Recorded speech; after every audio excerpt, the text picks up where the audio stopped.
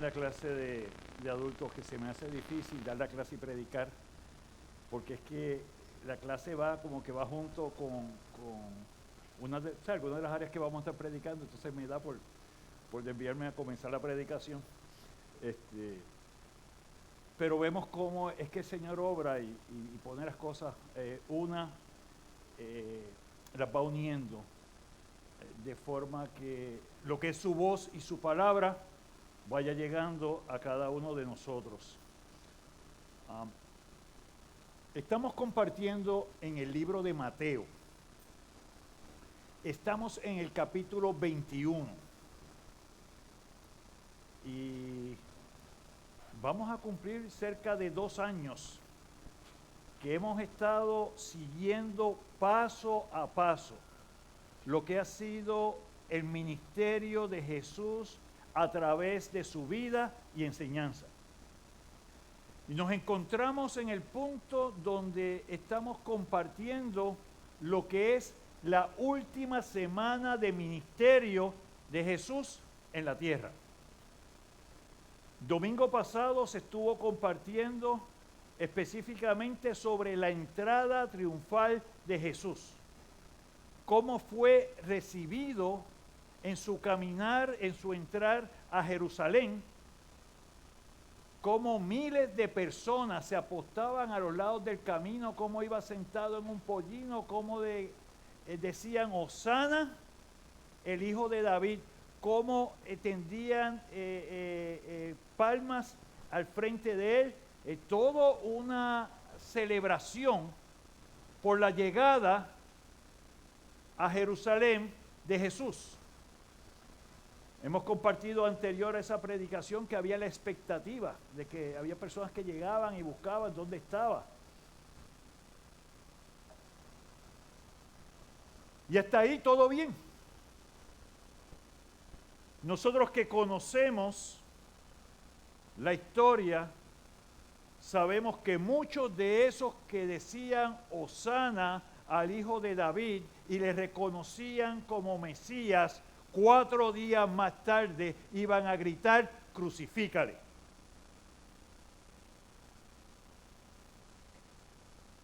Y no podemos perder esto de perspectiva, porque cuando compartimos, hablamos de esa fe expectante en un momento, que es esa fe que la gente puede tener porque me gusta lo que escucho, porque todo me va bien, pero cuando las cosas cambian, ya dejo entonces de creer.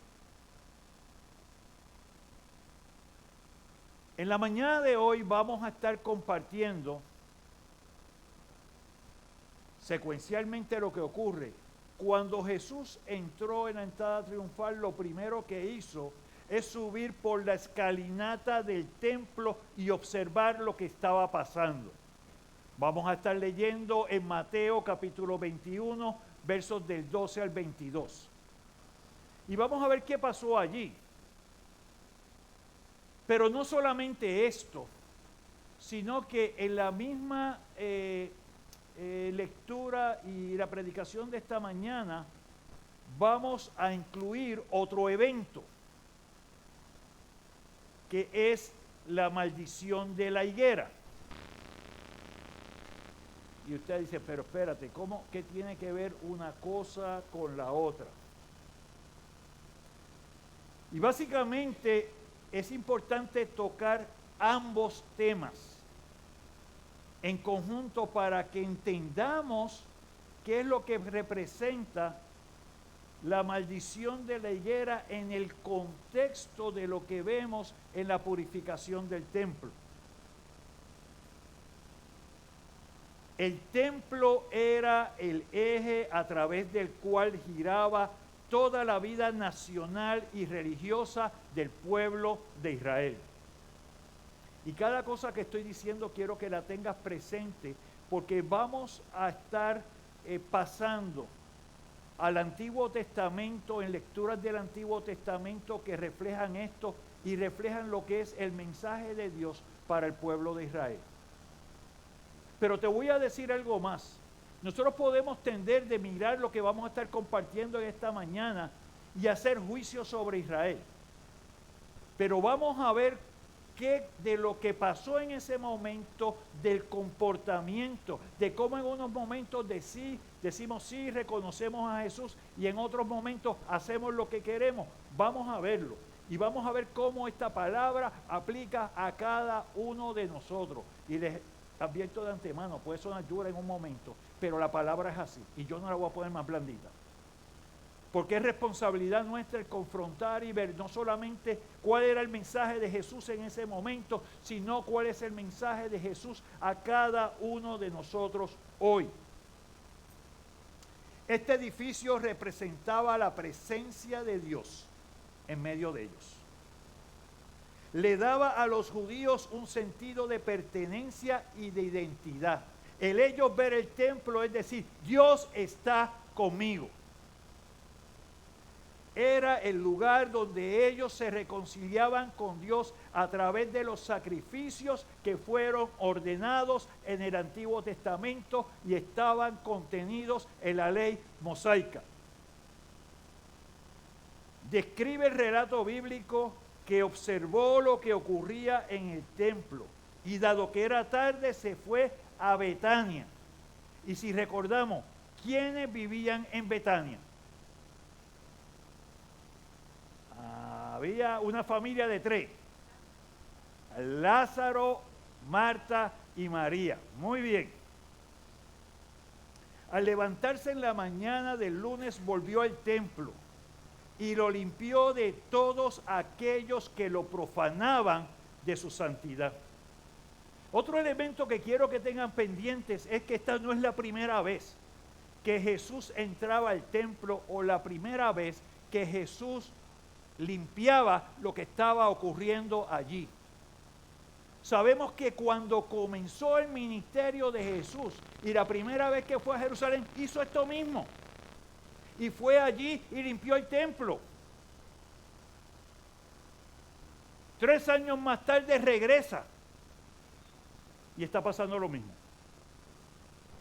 O sea, lo que quiero llevar con eso es cuál es la naturaleza del hombre. Nosotros podemos ver una representación, vemos una enseñanza la primera vez que lo hizo, cómo le habló a los sacerdotes, cómo le habló a los escribas y fariseos, y qué pasó.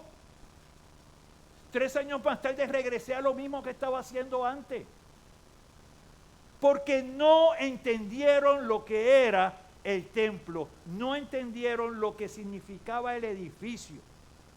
Y no es que el edificio sea lo más importante, porque Jesús vino a tocar nuestro corazón. Pero quiero que veas el templo, quiero que veas la edificación, pero también quiero que veamos nuestro corazón. Y cómo Él viene a trabajar con cada uno de nosotros y cómo nosotros no podemos ir atrás. No. Así que este evento combinado con la maldición de la higuera, un pasaje que a primera vista es desconcertante. Cuando leemos el pasaje de la higuera, nosotros vemos y pudiéramos juzgar cuál era la condición del carácter de Jesús en ese momento. Como un Jesús que me había estado enseñando de mansedumbre, como un Jesús que me estaba enseñando de paz, al no encontrar fruto, maldice la planta. ¿Qué habla eso de Jesús? Y podemos hasta buscarle la vuelta y decir cómo justifica eso mi comportamiento en ocasiones. Pero eso es una mala exégesis de lo que Jesús estaba haciendo. Y lo vamos a ver y lo vamos a compartir. Y es por eso que de forma obligatoria, aunque estos serían 2 mensajes independientes, lo vamos a combinar en esta mañana, porque quiero que vayan por todo el proceso y entendamos lo que el Señor quería presentar. Quería enseñar a sus discípulos y te quiere enseñar a ti en esta mañana. Así que nos vamos a enfrentar a la manifestación de la autoridad de Jesús como Mesías.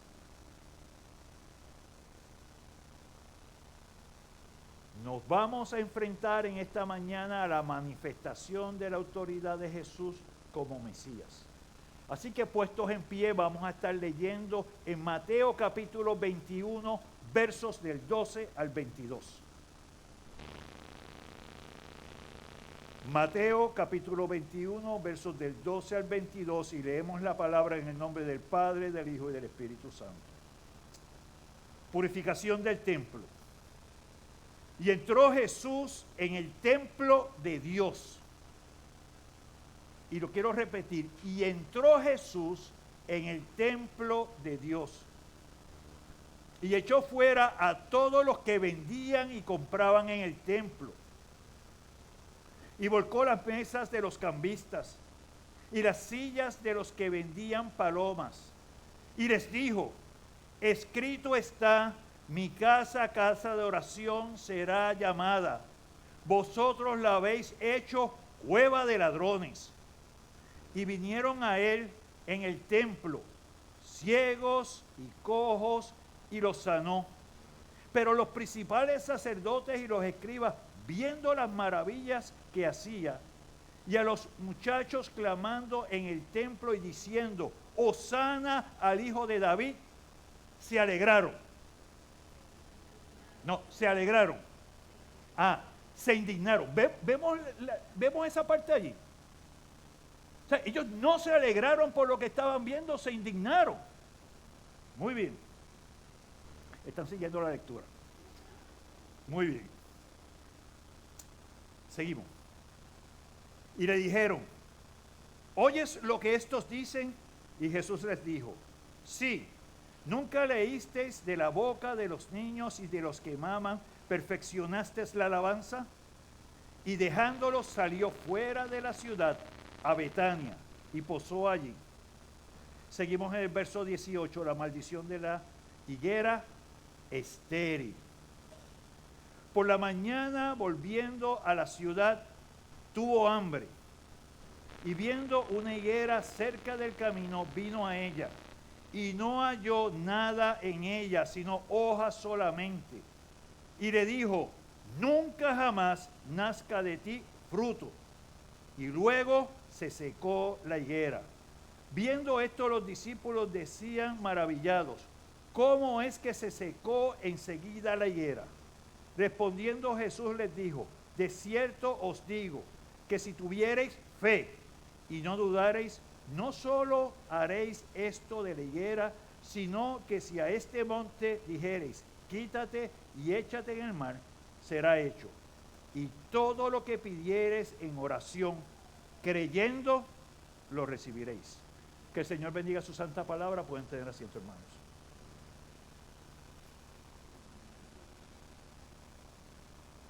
Y esta mañana vamos a compartir dos puntos básicos, aunque cada punto va a tener su desarrollo. Uno es la autoridad de Jesús sobre el templo de Dios, y el otro es la autoridad de Jesús sobre el mundo creado. Y vamos a ver estas dos dimensiones. Jesús entró en el templo, el atrio de los gentiles. Y para explicar un poco esta parte, para poder entenderlo, si nosotros miramos el área donde estaba el templo, tenía unos atrios a su alrededor. El atrio más lejano, o el primer atrio, es el atrio de los gentiles. Los gentiles eran aquellas personas que habían creído en Jehová, que no eran judíos de nacimiento, y al haber creído iban al templo y ofrecían sacrificio y observaban las festividades que tenían y que hacían los judíos. Y habían básicamente 4 mayores, pero eran como 7 festividades que se daban, y por eso había mucho peregrinaje que iban a Jerusalén. Había un atrio que era para las mujeres, había un atrio donde los hombres daban los sacrificios, y había festividades donde en ese atrio podían estar las mujeres y los hombres, si no, regularmente estaban separados. Está el atrio de los sacerdotes, y está el templo. Y en el templo está el lugar santísimo, que se entraba una vez al año. Así que cuando nos estamos refiriendo que Jesús entró al templo y limpió el templo, estamos haciendo referencia al atrio de los gentiles, que era el atrio exterior, pero era parte del templo. Y eso tiene muchas connotaciones que vamos a pasar por ellas en esta mañana. El templo estaba identificado como el lugar de oración y meditación. Pero el atrio de los gentiles era totalmente lo opuesto. Era un mercado de compra y venta. Jesús mostró su autoridad y juicio purificador, echando fuera a todos los que compraban y vendían. Volcó las mesas de los cambistas, volcó las sillas de los que vendían palomas.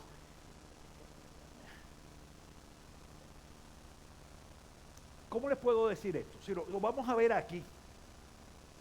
Es como si ustedes llegaran aquí a la iglesia y tuviéramos aquí en el parking un pulguero, o tuviéramos aquí en el parking un montón de tiendas. Y usted decía, pero eso no está dentro de la iglesia. ¿Y qué es eso? Que está aquí al lado. ¿Y qué es eso que está allá arriba? Vamos a visualizar las cosas.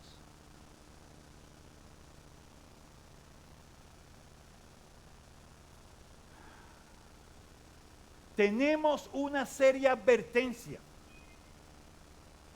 en este primer verso 12. El templo se había corrompido por el dinero. ¿Saben qué? Los sacerdotes que estaban llamados a seguir la enseñanza de la Escritura dijeron, los gentiles eso es otra categoría. Así que vamos a aprovechar, y como dentro del templo los sacerdotes eran los que tenían toda la potestad, dijeron, muy bien, vamos a montar tienditas aquí. Y les alquilamos. Y entonces, en vez de que toda esta actividad necesaria ocurriera externo a la iglesia, externo al templo, ellos dijeron, esto es una oportunidad de hacer chavo. Vamos a hacerla aquí adentro. Eso es lo que estaba pasando.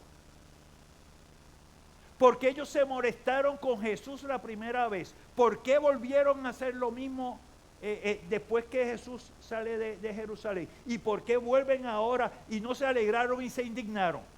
Porque lo que Jesús estaba haciendo atentaba contra su bienestar económico.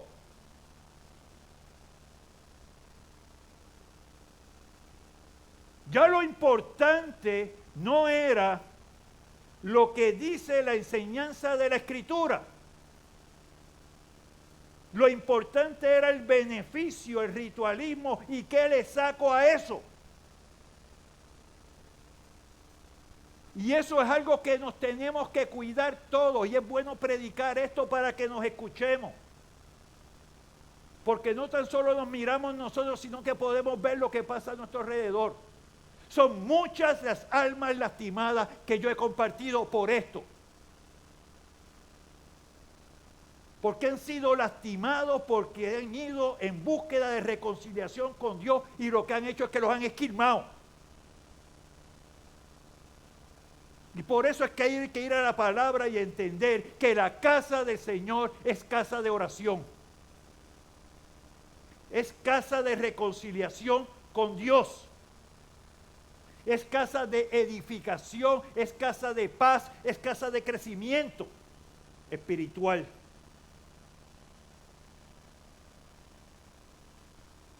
Cualquier cosa diferente a esa no está en la palabra. ¿Y qué fue lo que hizo Jesús? Los expulsó del templo. Yo espero que pase eso y no pase lo que dice Mateo 7, que cuando estemos ante Él te expulse de la presencia del Señor.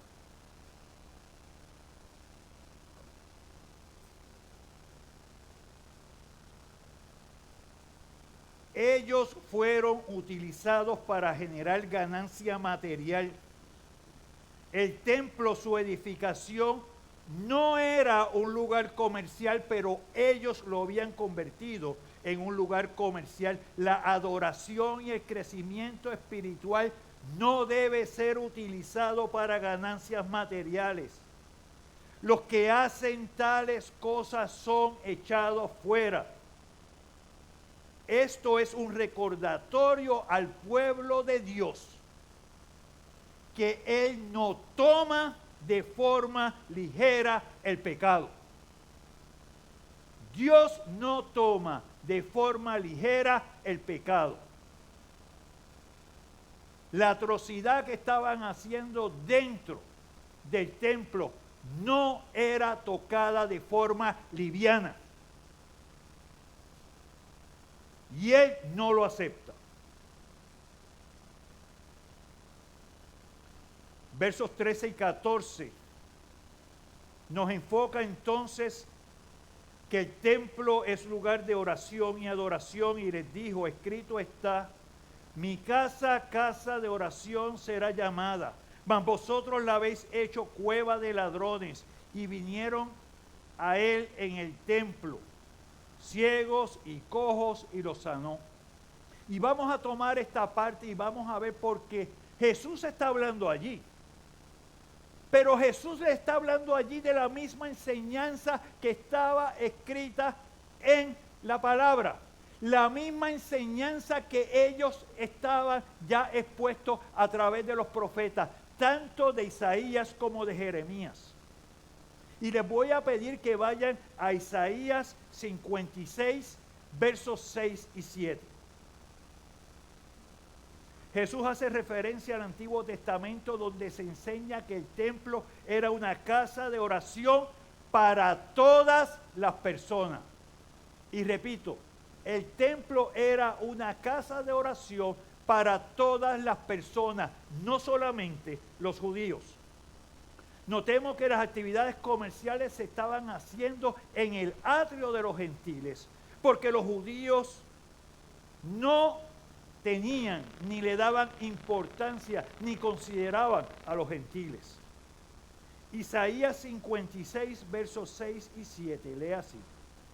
Y a los hijos de los extranjeros que sigan a Jehová para servirle y que amen el nombre de Jehová para ser sus siervos, a todos los que guarden el día de reposo para no profanarlo y abracen mi pacto, yo los llevaré a mi monte, a mi santo monte. Ahí es que se encuentra el templo. Y los recrearé en mi casa de oración. Sus holocaustos y sus sacrificios serán que aceptos sobre mi altar. Porque mi casa será llamada casa de oración para todos los pueblos.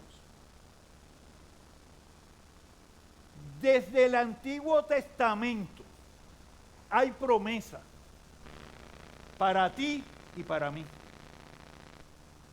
No solamente para el pueblo de Israel. El pueblo de Israel era el vehículo para demostrar las maravillas de Dios, para ser el vehículo que diera testimonio a las demás naciones, para que las demás naciones se arrepintieran a través de ese testimonio y llegaran a Jehová. Y sabemos desde Génesis 12, cuando Dios llama a Abraham, en ti haré una gran nación. ¿Y qué más dice? Y en ti serán benditas todas las naciones. ¿Qué dice aquí en Isaías? Lo mismo. Y a los hijos de los extranjeros que sigan a Jehová para servirle y que amen el nombre de Jehová para ser sus siervos, esos serán benditos. Sus sacrificios van a ser aceptos a mí. Esa era la enseñanza de los sacerdotes. Pero los sacerdotes dijeron, espérate, aquí yo tengo un espacio que es premium. Yo tengo control completo. Pues yo alquilo aquí, hago unas concesiones y empezamos a negociar aquí. ¿Qué es eso? Eso es profanar el templo, el lugar que has dedicado a Dios. Y en nuestro templo está el edificio, está esto que tenemos aquí. Pero sabemos que el Señor mora en el corazón de nosotros. Tenlo presente. El Señor mora en el corazón de nosotros. ¿Qué hacemos nosotros aquí? En nuestro corazón es bien importante. Los líderes religiosos se habían desviado tanto del mandato de Dios que habían convertido el atrio de los gentiles en un mercado. Se había generado la creencia de parte de los sacerdotes y los escribas que cuando llegara el Mesías serían expulsados todos los extranjeros del templo. Ellos pensaron de forma egoísta: yo tengo la bendición de Dios, pues es para mí, olvídate de los demás. Pero Jesús estaba haciendo exactamente lo contrario. Expulsó a los judíos del atrio de los gentiles para dar acceso ante Jehová a todos los gentiles, para que tú y yo tuviéramos acceso a Dios. Vemos la representación de lo que está sucediendo allí con Israel, pero lo que implica para cada uno de nosotros. Mi casa será casa de oración para todas las naciones. Pero no se queda allí, hace referencia a Jeremías capítulo 7, versos del 8 al 11. Y por favor quiero que vayan allí porque esta lectura también es importante. Vemos a Jesús hablando, pero Jesús no le está llevando un mensaje nuevo. Jesús le está diciendo: ¿qué están haciendo ustedes con la palabra de Dios? ¿Qué están haciendo ustedes con lo que le he dicho? Jeremías capítulo 7, versos del 8 al 11. Dice: he aquí vosotros confiáis en palabras de mentira que no aprovechan. Así que lo primero que está diciendo es: tú tienes que conocer lo que ha dicho el Señor. Tú tienes que conocer su palabra, porque Él no va a aceptar la excusa de que venga otro y te diga una mentira y tú la aceptes. Ve y filtra las cosas por la palabra. Hurtando, matando, adulterando, jurando en falso, incensando a Baal y andando tras dioses extraños que no conocisteis. Vendréis y os pondréis delante de mí en esta casa sobre la cual es invocado mi nombre y diréis: librados somos, librados somos, librados somos, para seguir haciendo todas estas abominaciones. ¿Entiendes allí cómo es Jehová confrontando directamente al pueblo que habían convertido al templo en una especie de talismán, en una especie de cosa especial, que si yo voy ahí, de pronto no me pasa nada? Es cueva de ladrones delante de vuestros ojos esta casa sobre la cual es invocado mi nombre. Los está confrontando y le está diciendo: ustedes están viendo que esto se ha convertido en una cueva de ladrones, que no estás yendo con un corazón puro, con unas manos limpias, como cantábamos, a rendir adoración al Señor, sino que lo estoy haciendo ¿para qué? Para limpiarme mi conciencia, para decir: yo iba a la iglesia.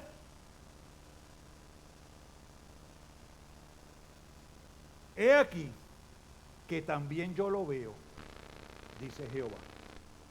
Esa es la parte que más me asusta de esto. He aquí, yo lo veo, dice Jehová. Porque Jehová mira tu corazón y mira mi corazón y sabe el propósito con el cual venimos aquí. Sabe si venimos a adorar o sabe si venimos a encontrarme con alguien. Si sabe si venimos a hablar de otras cosas. Es que es un sitio que yo me siento bien. No, me gustan los cánticos. O vienes aquí a adorar.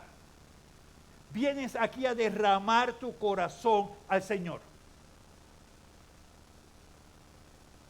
Jesús le estaba diciendo a los judíos de su época que no escucharan a los falsos maestros que les hacían creer que por estar en el templo o rendir sacrificio, el juicio de Dios sería diferido o nunca ocurriría. Ellos estaban proclamando de que estaban protegidos por Jehová, el Dios de Israel, y ellos querían ser protegidos por el Dios de Israel mientras vivían como les daba la gana. Y yo veo mucho de eso hoy. Que cuando tú vas por la palabra y buscas aplicarle, brincan. Y te dicen, no, es que eso es muy literal. Sería mejor si lo atemperáramos a nuestro tiempo. No. Esto que Jehová estaba diciendo, lo había dicho cercano como casi 1000 años antes. Lo repitió como 700 años antes.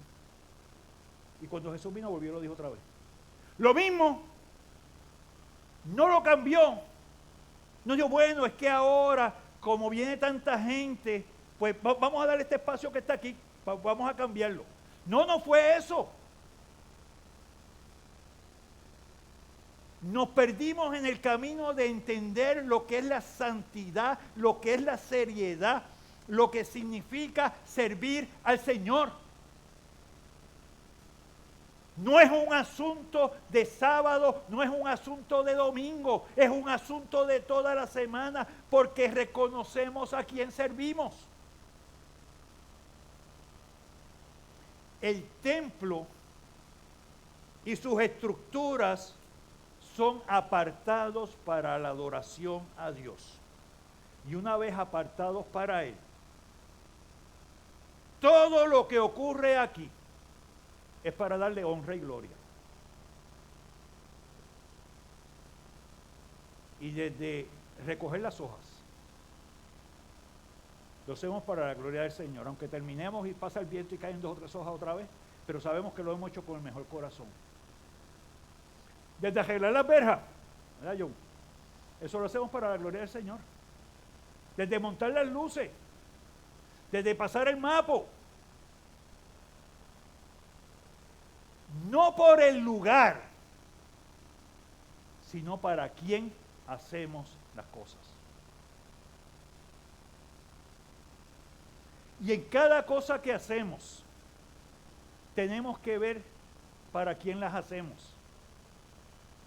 Cuando nosotros damos tiempo, damos de nuestros beneficios materiales para con el Señor,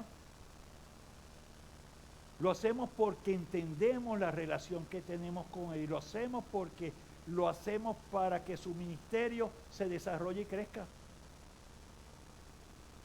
En esta iglesia no se ponen cuotas, ni se ponen condiciones, ni se ponen cosas. El Señor nos ha bendecido. Y yo sé que a la medida que toque tu corazón nos va a bendecir más. Eso está allí. Pero es un resultado y no un medio. No por decir es que hice esto o di tanto o aquello. Es que entonces yo estoy más cercano al Señor. O es que entonces yo estoy justificado. O es que puedo hacer 3 malas porque hice 4 buenas. Ese no es el Dios de la palabra.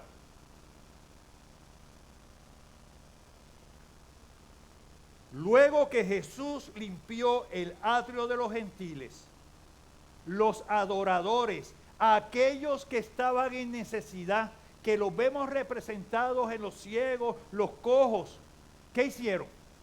Fueron a Jesús.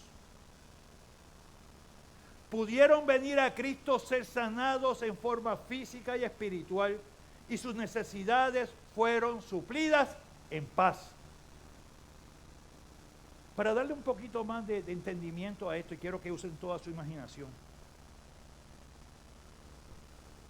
En el tiempo de la Pascua, a Jerusalén podían llegar cercanos a 2 millones de personas. En términos de una semana en el templo, y esto por el historiador Josefo, se podían haber vendido 250,000 carneros. Yo quiero que ustedes se imaginen, yo entro al templo donde voy a orar, al templo donde voy a estar en paz. Imagínense el volumen de personas, imagínense el olor de los animales allá adentro. ¿Y cómo compagina eso? Con ser la casa de adoración a Dios. Eso para tener un ejemplo de lo que sucedía. El lugar debe ser un lugar de alabanza a Cristo, versos 15 y 16. Pero los principales sacerdotes y los escribas, viendo las maravillas que hacía, y a los muchachos aclamando en el templo y diciendo, Hosana al Hijo de David, se indignaron y le dijeron, ¿oyes lo que estos dicen? Y Jehová les dijo, sí, nunca leísteis, vuelve y les repite con la palabra, de la boca de los niños y de los que maman, perfeccionaste la alabanza. Notemos el efecto de la transformación del atrio de los gentiles. Saco todo eso y entonces abro el lugar y pongo el lugar para que los gentiles se acercaran a Dios. Para que los que estaban allí reconocieran la autoridad de Cristo sobre el templo. Sin embargo, en vez de reflexionar, los sacerdotes y los escribas estaban disgustados y protestaron ante lo que hizo Jesús porque los hacía lucir mal y les quitaba autoridad.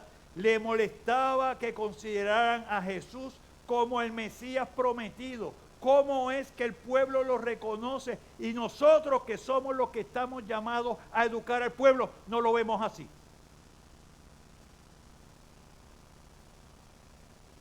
Jesús insistió en que el templo debe ser el lugar donde el Hijo de Dios debe ser alabado. Así que quiero que vean la condición en la que estaba viviendo el pueblo. Estaba viviendo en una condición ritualista. Voy a las festividades, hago las cosas porque por cultura, hago las cosas por tradición, pero no entiendo en mi corazón por qué lo estoy haciendo. Y yo lo que te quiero llamar en esta mañana es que no vengas a la iglesia por tradición, no vengas a la iglesia porque es que vamos los domingos. Ven a la iglesia porque tienes un sentido en tu corazón de adorar a Dios. Porque aquí debe ser el resultado de una semana donde tú has estado compartiendo con otros la verdad de la palabra. Porque tú has tenido encuentros y conversaciones evangelísticas. Porque has meditado, porque has orado y de forma congregacional vienes a presentarte al Señor. Porque tenemos la oportunidad de tener las clases, porque tenemos la oportunidad de compartir la verdadera palabra. Vengo con un corazón moldeable, con un corazón humilde, no para justificar mi vida como la llevo, sino para vivir más como Cristo. No porque lo dice el pastor, sino porque lo veo en la palabra y su espíritu redarguye mi corazón. Eso hace la diferencia. Eso es lo que da el sentido. Porque si no, va a pasar lo que sucedió con la higuera estéril. En este punto donde nos conectamos con la purificación del templo y las acciones de Cristo con la higuera. La higuera era un árbol frondoso, lleno de hojas. Este pasaje es el único donde Jesús usa su poder para realizar un milagro que termina en destrucción. La única vez. Y no en restauración. Jesús mostró el poder absoluto sobre el mundo creado. Esta acción fue una enseñanza de vida para los discípulos. Jesús solamente es el que tiene el poder para juzgar y evaluar los frutos o la ausencia de ellos, la vida o la muerte, la salvación o la condenación. Jesús es el único que tiene ese poder. Así que lo que estamos viendo es cómo Él está representando en la higuera la condición que estaba pasando el pueblo de Israel, representado por lo que encontró en el templo. Y es una muestra de juicio. Cualquiera que no entiende el contexto diría, ay bendito, esa planta no se podía defender. Ay bendito, mira lo que le hizo. Porque no entienden que Jesús es el único que puede juzgar y establecer el juicio. Es el único que da vida. Y si no, estás condenado. Es el único. Y lo leíamos en Juan capítulo 3, versos del 17 al 21, ¿verdad, César? Ahí lo leímos. Muy bien.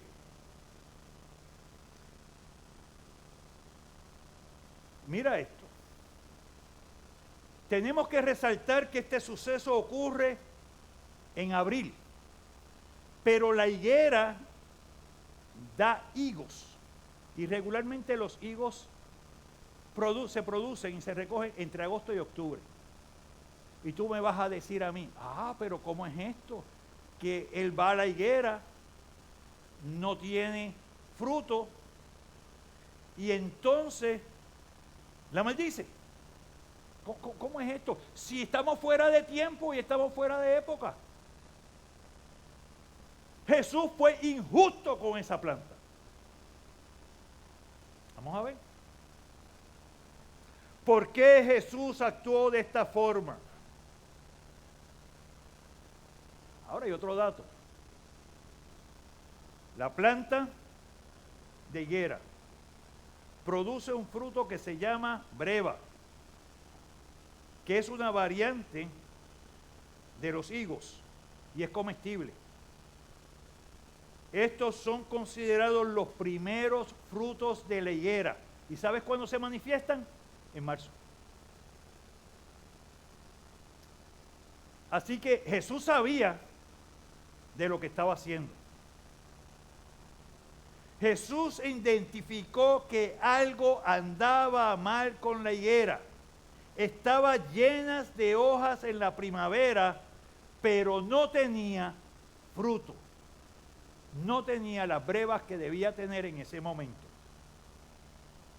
Este era un claro indicativo que el árbol estaba enfermo o que se estaba secando de adentro hacia afuera, aunque pareciese estar bien. Esa parte a mí me tocó. Mira lo que estaba pasando. Por fuera me veo bien, pero no estoy dando fruto. Por fuera me veo bien, vengo, levanto las manos, las cosas que sean. ¿Dónde está nuestro corazón?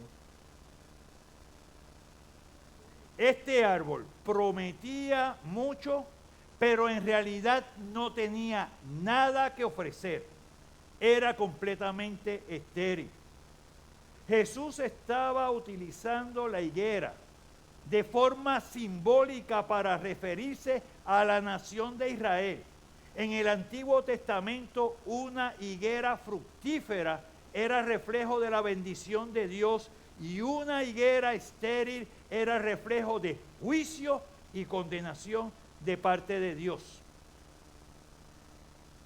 Jeremías mismo dijo en el 8:13, los cortaré del todo, dice ¿quién? Jehová. No quedará uvas en la vid, ni higos en la higuera, y se caerá la hoja, y los que le he dado pasará de ellos. La bendición que era para ti pasará adelante. Eso es juicio de Dios. El juicio de Jesús había llegado sobre el pueblo de Israel. La ciudad y su templo estaba lleno de peregrinos. Cada cual se acercaba a ofrecer su sacrificio. Todo parecía estar bien, pero la realidad era que no estaban produciendo ningún fruto para la gloria de Dios. Y esto es lo que yo te quiero traer a ti en esta mañana. Tú que estás allí y yo que estoy aquí, me presento ante el Señor. ¿Qué fruto estás dando? ¿Qué fruto estamos dando? Ah, yo vengo a las clases, estás cogiendo abono. Yo vengo a la predicación, estás cogiendo abono. ¿Y qué estamos haciendo? ¿Cuál es el fruto? No es la bendición que tú recibes, cómo tú bendices a otros con lo que el Señor te ha dado. Cómo tú sirves a los demás. De eso es que se trata esto, y por eso una cosa se conecta con la otra. Porque no era solamente que el pueblo y que los líderes religiosos estaban alejados. Era que no querían escuchar. Era que se habían puesto ellos primeros antes que la palabra y antes que Dios. Era que ellos querían acomodarlo a su beneficio. ¿Cómo tú lo vives hoy?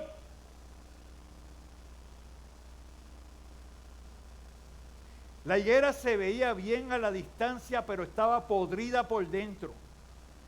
Por esto Jesús la maldijo. La nación de Israel profesaba creer en Jehová, en el Dios vivo y verdadero.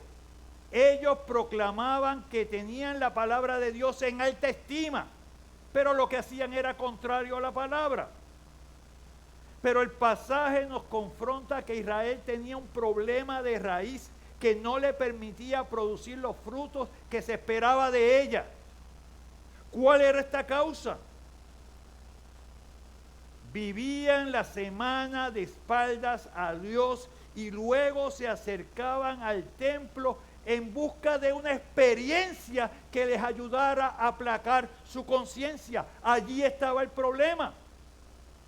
Era venir, era estar, era seguir el ritual, pero no entiendo por qué lo hago. No me edifico, no me lleno con el Espíritu, no me lleno con la enseñanza, no me siento motivado para ir y compartir la verdad del Evangelio. Y no lo hago porque no es efectivo para mi vida.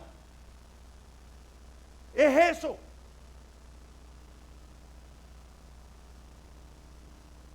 Y palabra dura es esta, pero es así. Tenemos que entender cómo eso, cómo la obra de Cristo, cómo el Evangelio, y por eso recalcamos tanto aquí, que reconocer al Señor y el Evangelio no es cosa de un día, es cosa de una vida.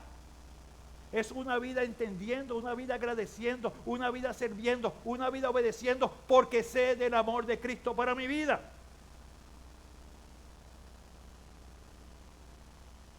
Se estaban escondiendo detrás de la falsa religiosidad inconsecuente para su salvación.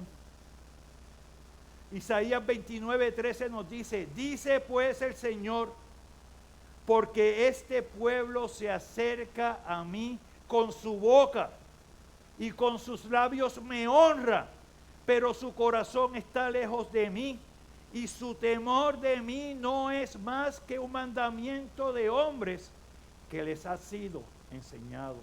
¿No entienden? Nosotros debemos obedecer al Señor, porque he entendido el amor que ha tenido para conmigo. Y pues sé que lo que quiere para mi vida es bueno, es santo.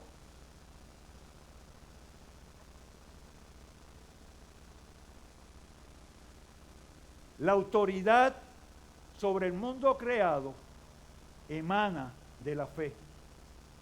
Y con esto terminamos. Viendo esto, los discípulos decían maravillados: ¿cómo es que se secó enseguida la higuera? Respondiendo Jesús les dijo: de cierto os digo que si tuviereis fe y no dudareis, no solo haréis esto de la higuera, sino que si este monte dijereis, quítate y échate en el mar, será hecho, y todo lo que pidiereis en oración, creyendo, lo recibiréis. ¿Cuál era la pregunta de los discípulos? ¿Cómo es que se secó enseguida la higuera? Jesús compartió con sus discípulos que la fuente de su poder residía en la fe.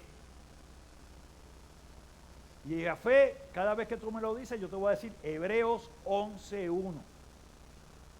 Es pues la fe, la certeza de lo que se espera y la convicción. La convicción es que lo doy porque está allí, de lo que no se ve.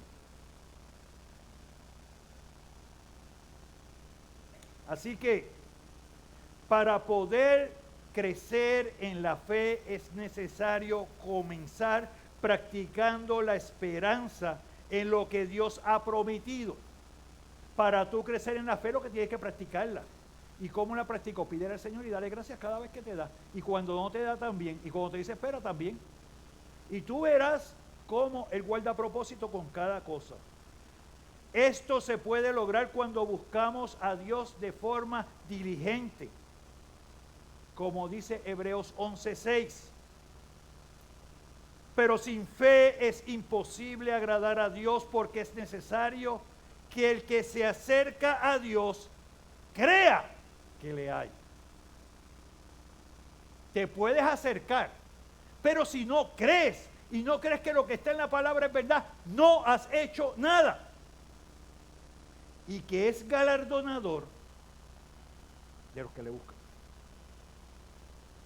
Te va a premiar en bendición, en salvación, en vida eterna. Necesitamos estar en comunión con Dios, perseverando en la oración. Colosenses 4:2.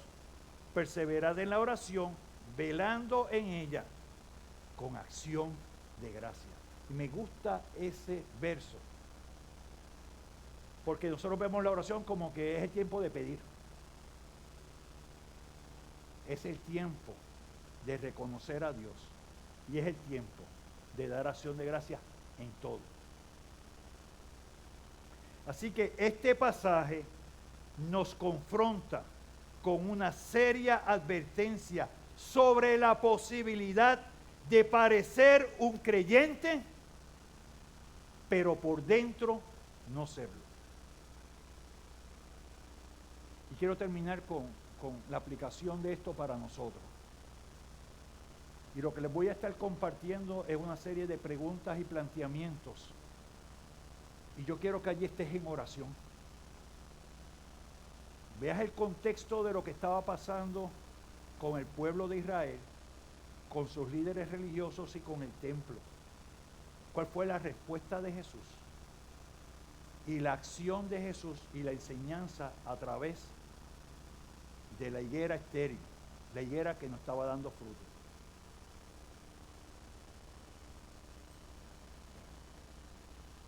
El arrepentimiento y la fe es la puerta donde encontramos a Cristo. El arrepentimiento y la fe es la puerta donde encontramos a Cristo. Nadie puede buscar a un Salvador si no siente la necesidad de ser salvado. Nadie puede buscar a un Salvador si no siente la necesidad de ser salvado. Y aquí es donde yo quiero que donde tú estás, cierra tus ojos, escucha y habla a tu corazón. ¿Alguna vez te has sentido como un pecador que merece el castigo de la muerte y la condenación del infierno?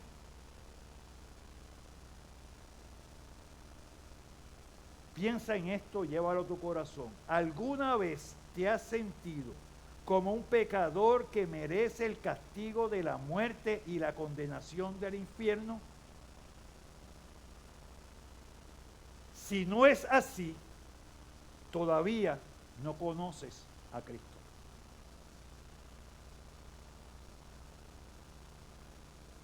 Si tú crees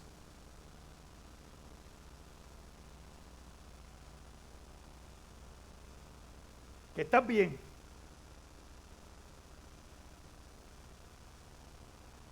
que no eres pecador, estás lejos de Cristo. Y vamos a poner que has contestado que sí, porque si has contestado que no, tienes la oportunidad ahora de presentarte ante el Señor. Pero si has contestado que sí, que Cristo está en tu vida, ¿te has arrepentido de tus pecados? ¿Has ido ante el Señor reconociendo tus pecados como pecado? No como faltas, no como errores, no como debilidades, sino como desobediencia a la ley de Dios en total rebeldía. Le has pedido al Señor que te perdone, y no solamente que te perdone, que saque las raíces de esos pecados de tu corazón. Porque eso es arrepentimiento. No es reconocer que lo he hecho mal. He sido desobediencia intencionalmente en contra de la ley de Dios. Pero estoy pidiendo que saque de mi corazón esa raíz de pecado. No hacerlo más. ¿Tú vives una vida de arrepentimiento cuando enfrentas las cosas que te apartan de Jesús y de su iglesia? Cuando enfrentas el materialismo, cuando te enfrentas a la presión de tu familia, ¿es tu decisión por Cristo? Cuando te enfrentas a los ídolos que dominan tu corazón, aquellas cosas que pones primero antes que el Señor, aquellas cosas que te sirven de excusa, ¿te causa vergüenza ante la presencia de Dios haber sido desobediente? ¿Tienes un deseo genuino de ser librado de la presencia del pecado en tu vida? Cuando estés dando fruto, das fruto de arrepentimiento, de una vida que es diferente, de una vida que está puesta ante el Señor. ¿Aceptas con humildad que otros te reprendas? ¿O te has dedicado a crear tu propia versión del cristianismo para que se ajuste a tus gustos y preferencias personales? Cuando haces tales cosas, no has conocido a Cristo. El tratar de moldearlo a tu manera es no entender y conocer la verdad del Evangelio. Tú has puesto toda tu confianza en Cristo para el perdón de tus pecados. ¿Sigues confiando en Cristo como el primer día que llegó a tu vida? ¿Buscas en Cristo no solo la salvación, sino que te esmeras por creer y crecer en su santificación? Puedes ver en tu vida un verdadero deseo de obedecer a Cristo. Eres movido por el gozo y la gratitud de haber sido aceptado como coheredero de su promesa de salvación y vida eterna. ¿Confías en la verdad de la palabra?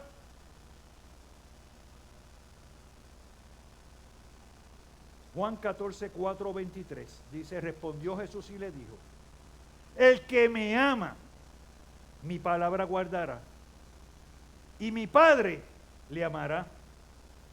Y vendremos a Él y haremos morada con Él. El que no me ama, no guarda mis palabras. Y la palabra que habéis oído no es mía, sino del Padre que me envió. Tú amas la palabra de Dios. Y si tu corazón se ha enfriado, el Señor te llama. Vuelve a mí. Oremos al Señor.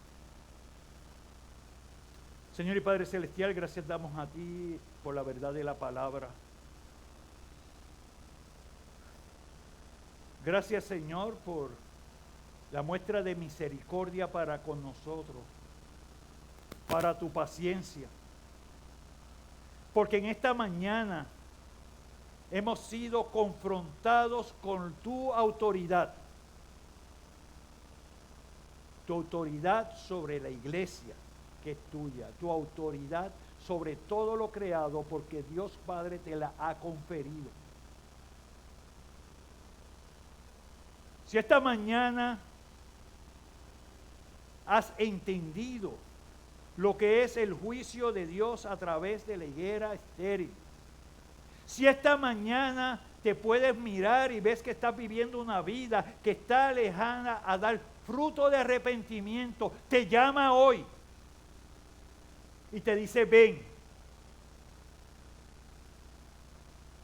Y si le has conocido, pero has sido bombardeado por el mundo, por los que te rodean, por otras presiones, tienes la oportunidad de reconciliarte con Dios a través de Cristo,